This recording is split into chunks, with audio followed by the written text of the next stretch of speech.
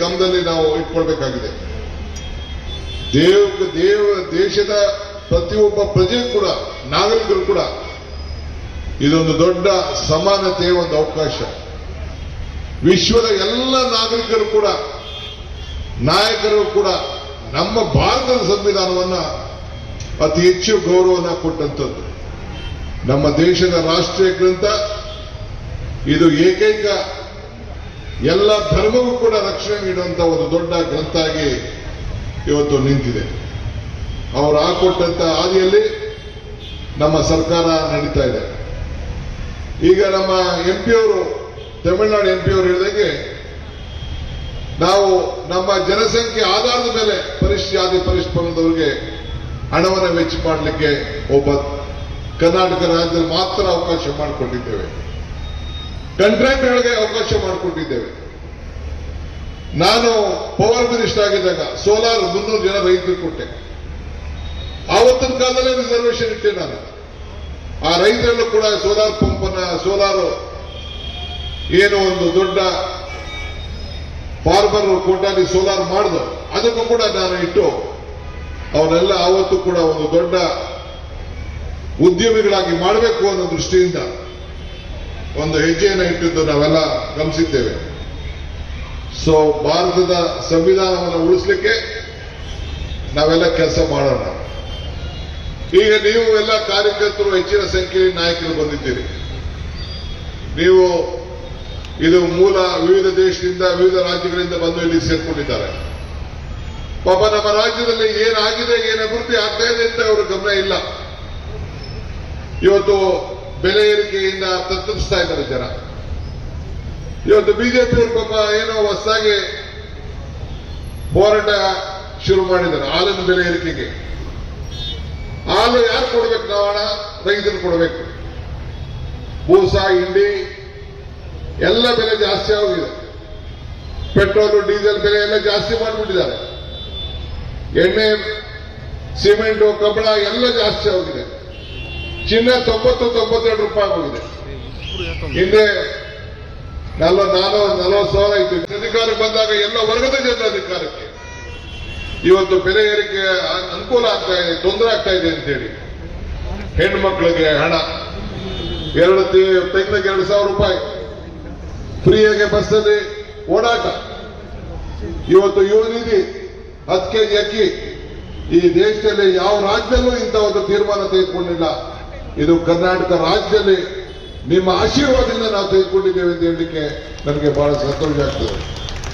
ಆದ್ರಿಂದ ಸಂವಿಧಾನ ನಮ್ಮ ತಂದೆ ತಾಯಿ, ಸಂವಿಧಾನವೇ ನಮ್ಮ ಬಂಧು ಬಳಗ. ಅಂಬೇಡ್ಕರ್ ಅವರ ಮಾತಿಗೆ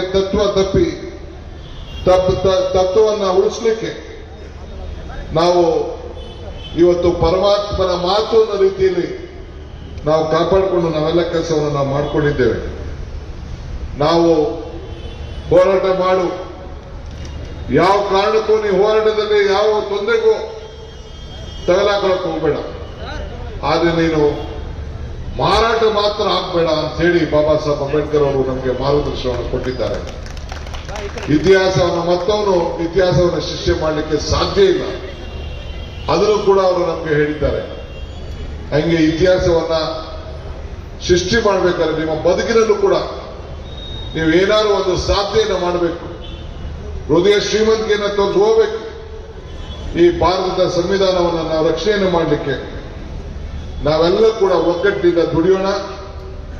ಹಿಂದುಳಿದವರು, ಬುಡಕಟ್ಟಿನವರು, ಪರಿಶಿಷ್ಟ ಜಾತಿಯವರು ಮತ್ತು ಎಲ್ಲ ವರ್ಗದವರು ಕೂಡ ಸಮಾನತೆಯಿಂದ ಕಾಣೋಣ, ಮಾನವೀಯತೆಯಲ್ಲಿ ನಾವು ಮೆರೆಯೋಣ. ಇವತ್ತು ನನ್ನ ಮಿತ್ರ ಅಂತ ಹ್ಯಾರಿಸ್ ಅವರ ಕ್ಷೇತ್ರಕ್ಕೆ ಬಂದು ನನಗೆ ಇನ್ನ ಒಂದು ಇದೇ ರೀತಿ ಪುತ್ಥಳಿ ಕಾರ್ಯಕ್ರಮ ಇದೆ, ಅಲ್ಲಿ ಹೋಗಿ ಅದು ಮುಗಿಸ್ಕೊಂಡು ಇನ್ನೊಂದು ಕಾರ್ಯಕ್ರಮ, 3-4 ಕಾರ್ಯಕ್ರಮಕ್ಕೆ ನಾನು ಟೈಮ್ ಕೊಟ್ಟಿದ್ದೇನೆ. ನಾನು ಜಾಸ್ತಿ ಹೊತ್ತು ಈ ಕಾರ್ಯಕ್ರಮದಲ್ಲಿ ಇರ್ಲಿಕ್ಕೆ ಆಗುವುದಿಲ್ಲ. ಬಟ್ ಮುಂದಕ್ಕೆ ಮತ್ತೆ ನೀವು ಇನ್ನ ಹೆಚ್ಚು ಬಹುಮತದಿಂದ ಮಿತ್ರ ಹ್ಯಾರಿಸ್ ಅವರನ್ನ ಗೆಲ್ಲಿಸಿ ತಾವೆಲ್ಲ ಕೂಡ ಇನ್ನೂ ಹೆಚ್ಚಿನ ಶಕ್ತಿಯನ್ನು ಕೊಡಬೇಕು. ಇವತ್ತು ನಾನು ಬಂದ ಉದ್ದೇಶ ನಿಮಗೆ ಭಾಷಣ ಮಾಡಲಿಕ್ಕಲ್ಲ. ಇಡೀ ಕರ್ನಾಟಕದ ಸರ್ಕಾರ ಹ್ಯಾರಿಸ್ ಅವರ ಜೊತೆಲಿದೆ ಅನ್ನೋ ಮಾತನ್ನ ಹೇಳಲಿಕ್ಕೋಸ್ಕರ ನಾನು ಇಲ್ಲಿಗೆ ಬಂದಿದ್ದೇನೆ. ತಾವೆಲ್ಲ ಕೈ ಜೋಡಿಸ್ಬೇಕು. ಒಳ್ಳೆ ಕೆಲಸ ಮಾಡ್ತಾ ಇದ್ದಾರೆ. ಒಬ್ಬ ಸರಳ ಸಜ್ಜನಿಕೆ ಎಲ್ಲ ವರ್ಗದ ಜನರನ್ನು ಒಟ್ಟಿಗೆ ತೆಗೆದುಕೊಂಡು ಹೋಗುವಂತ ಕೆಲಸವನ್ನು ಅವರು ಮಾಡ್ತಾ ಇದ್ದಾರೆ. ಅವರ ಕೈಯನ್ನು ಬಲಪಡಿಸಬೇಕು ಅಂತ ಹೇಳಿ ಪ್ರಾರ್ಥಿಸಿ ಶುಭವನ್ನು ಹಾರೈಸಿ ನನ್ನ ಮಾತನ್ನು ಮುಗಿಸ್ತೇನೆ. ಜೈ ಹಿಂದ್, ಜೈ ಕರ್ನಾಟಕ, ಜೈ ಭೀಮ್. ಆಗ್ಬೋದೆಲ್ಲರಿಗೂ ನಮಸ್ಕಾರ. ಇದೇ ಬಾಬಾ ಸಾಹೇಬ್ ಅಂಬೇಡ್ಕರ್ ಅವರು ನಮಗೆಲ್ಲ ಹೇಳ್ಕೊಟ್ಟಂತ ಒಂದು ನೀತಿ. ನಾನು ಆಗಾಗ ಒಂದು ಮಾತು ಹೇಳ್ತಾ ಇರ್ತೇನೆ. ದೇವರು ವರನೂ ಕೊಡುವುದಿಲ್ಲ, ಶಾಪನೂ ಕೊಡುವುದಿಲ್ಲ, ಅವಕಾಶ ಮಾತ್ರ ಕೊಡ್ತಾನೆ. ಕೊಟ್ಟಂತ ಅವಕಾಶದಲ್ಲಿ ನಾವೇನ್ ಮಾಡಬೇಕು ಅನ್ನೋದು. ಹಾಗೆ ಬಾಬಾ ಸಾಹೇಬ್ ಅಂಬೇಡ್ಕರ್ ಅವರಿಗೆ ಭಾರತ ರಾಷ್ಟ್ರೀಯ ಕಾಂಗ್ರೆಸ್ ಪಕ್ಷ ಸಂವಿಧಾನದ ರಕ್ಷಣೆ ಮಾಡುವಂತ ಒಂದು ದೊಡ್ಡ ಅವಕಾಶವನ್ನ ಸೋತ ಮೇಲೆ ಅವ್ರನ್ನ ರಾಜ್ಯಸಭೆಗೂ ತೆಗೆದುಕೊಂಡು ನೆಹರು ಅವರವ್ರ ಮೇಲೆ ಅಪಾರವಾದಂತಹ ನಂಬಿಕೆಯನ್ನು ಇಟ್ಕೊಂಡು ನೀವು ಈ ಜವಾಬ್ದಾರಿಯನ್ನು ತೆಗೆದುಕೊಳ್ಬೇಕು ಕಾನೂನು ಮಂತ್ರಿ ಆಗಿ ಅಂತ ಹೇಳಿ ಕೊಟ್ಟಾಗ ಬರೀ ದಲಿತರ ಬಗ್ಗೆ ಅವರು ಚಿಂತನೆ ಮಾಡಲಿಲ್ಲ. ಶೋಷಿತ ನೊಂದಂತ ಎಲ್ಲ ಜನರು ಕೂಡ ಸಮಾನತೆಯನ್ನ ಕುವೆಂಪು ಹೇಳಿದ್ರೆ ಸರ್ವರಿಗೂ ಸಮಬಾಳು ಸಮಪಾಳು ಅಂತ ಹೇಳ್ದಂಗೆ ಎಲ್ಲರಿಗೂ ನ್ಯಾಯವನ್ನು ಒದಗಿಸ್ಕೊಡ್ಬೇಕು ಅಂತ. ಸಂವಿಧಾನ ಅಂದ್ರೇನು? ಯಾಕೆ ಈ ಸಂವಿಧಾನದ ಬಗ್ಗೆ ಇಷ್ಟೆಲ್ಲ ನಾವು ಮಾತಾಡ್ತೀವಿ ಅಂದ್ರೆ, ನಾನು ಮಾತಾಡೋದಕ್ಕೆ ನನಗೆ ರಕ್ಷಣೆ, ನನ್ನ ಬದುಕಿಗೆ ನನ್ನ ರಕ್ಷಣೆ, ನಿಮ್ಮ ಬದುಕಿಗೆ ನಿಮ್ಮ ರಕ್ಷಣೆ, ಬೇರೆಯವರಿಂದ ನಿಮ್ಮ ರಕ್ಷಣೆ, ನಿಮ್ಮ ಆಸ್ತಿ ಮೌಲ್ಯಗಳಿಗೆ ನಿಮ್ಮ ರಕ್ಷಣೆ, ನಿಮ್ಮ ಜೀವನ ಕಾನೂನು ಚೌಕಟ್ಟಿನಲ್ಲಿ ಎಲ್ಲರೂ ಕೂಡ ನ್ಯಾಯವನ್ನು ಒದಗಿಸಿಕೊಡುವಂಥದ್ದು ಈ ನಮ್ಮ ಸಂವಿಧಾನದ ಮೂಲ ಮಂತ್ರ. ಅದಕ್ಕೆ ನಾವು ನಮ್ಮ ನಿಯಮ ಪಾಲನೆಯನ್ನ ಯಾವ ರೀತಿ ನಾವು ಮಾಡ್ಕೊಡ್ತೀವೋ ಆ ದೃಷ್ಟಿಯಿಂದ. ಸೊ ಇವತ್ತು ಸಂವಿಧಾನವನ್ನ, ಭಾರತ ಸಂವಿಧಾನ ಎನ್ನುವ ಆತ್ಮ ನೀಡಿದ್ದ ಒಬ್ಬ ಪರಮಾತ್ಮನೇ ಬಾಬಾ ಸಾಹೇಬ್ ಅಂಬೇಡ್ಕರ್ ಅನ್ನೋದನ್ನ ನಾವೆಲ್ಲ ಇಲ್ಲಿ ಒಪ್ಕೊಳ್ಳೇಬೇಕಾಗ್ತದೆ. ಇವತ್ತು ಎಷ್ಟೋ ಪುತ್ಥಳಿಗಳನ್ನ ನಾವೆಲ್ಲ ಗಮನಿಸಿದ್ದೇವೆ, ಎಷ್ಟೋ ದೇವ್ರ ಪುತ್ಥಳಿಗಳನ್ನ ನಾವು ಗಮನಿಸಿದ್ದೇವೆ, ವಿಗ್ರಹಗಳನ್ನ ಗಮನಿಸಿದ್ದೇವೆ. ಆದರೆ ಇಡೀ ಭಾರತದ ಉದ್ದಗಲಕ್ಕೂ ಕೂಡ ಬಾಬಾ ಸಾಹೇಬ್ ಅಂಬೇಡ್ಕರ್ ಅವರ ಪುತ್ಥಳಿ ಇರುವಷ್ಟು ಯಾವ ನಾಯಕರ ಪುತ್ಥಳಿ ಕೂಡ ಈ ದೇಶದಲ್ಲಿ ಯಾರು ನೋಡ್ಲಿಕ್ಕೆ ಸಾಧ್ಯ ಇಲ್ಲ.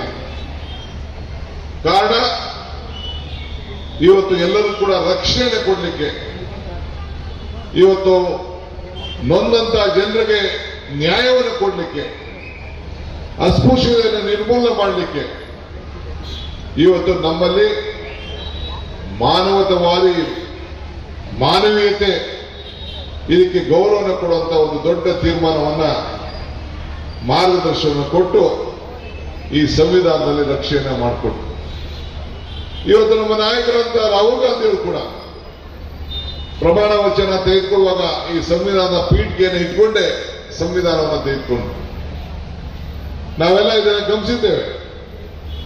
ನಾನು ಕೂಡ ಕಾಂಗ್ರೆಸ್ ಪಕ್ಷದ ಅಧ್ಯಕ್ಷರಾಗಿ ಜವಾಬ್ದಾರಿ ತೆಗೆದುಕೊಂಡಾಗ ಈ ಸಂವಿಧಾನ ಪೀಠಿಗೆಯನ್ನ ರೆಹಮಾನ್ ಖಾನ್ ಅವ್ರ ಕೈಲಿ ಓದಿಸಿ ನನ್ನ ಈ ಅಧಿಕಾರದ ಜವಾಬ್ದಾರಿಯನ್ನು ತೆಗೆದುಕೊಂಡೆ 5 ವರ್ಷದ ಹಿಂದೆ. ಹಂಗೆ ನಾವೆಲ್ಲ ಕೊಡಬೇಕು ರಕ್ಷಣೆ. ನಮಗೆಲ್ಲ ಸಿಕ್ಕಿದೆ ರಕ್ಷಣೆ ಈ ಸಂವಿಧಾನದಿಂದ. ಇವತ್ತು ನಾವು ಅಂಬೇಡ್ಕರ್ ಪ್ರತಿಭೆಗೆ ಪೂಜೆ ಮಾಡಲಿಕ್ಕೆ ಅಂತ ನಾವಿಲ್ಲಿ ಬಂದವರಲ್ಲ. ಆ ಪ್ರತಿಭೆಗೂ ವ್ಯತ್ಯಾಸ ಇದೆ. ಅವರಲ್ಲಿದ್ದಂತ ಜ್ಞಾನ ಪ್ರತಿಭೆಗೆ ಪೂಜೆ ಮಾಡಲಿಕ್ಕೆ ಇವತ್ತು ಅವರ ಏನು ಪ್ರತಿಮೆಯನ್ನು ನಾವು ನಿರ್ಮಾಣವನ್ನು ನಾವು ಮಾಡಿ ನಿಲ್ಲಿಸಿದ್ದೇವೆ. ಈ ಕ್ಷೇತ್ರದ ಜನಪ್ರಿಯ ಶಾಸಕರಾದಂಥ ಮಿತ್ರ ಆನಿಸ್ರವರೇ, ತಮಿಳುನಾಡಿನಿಂದ ಒಂದು ಪಕ್ಷದ ಅಧ್ಯಕ್ಷರಾಗಿ ಸಂಸತ್ ಸದಸ್ಯರಾಗಿ ನಮ್ಮ ಅಭಿಮಾನಕ್ಕೆ ಬಂದಂತ ತಿರುಮ ನಮ್ಮ MP ಸಾಹೇಬ್ರೆ,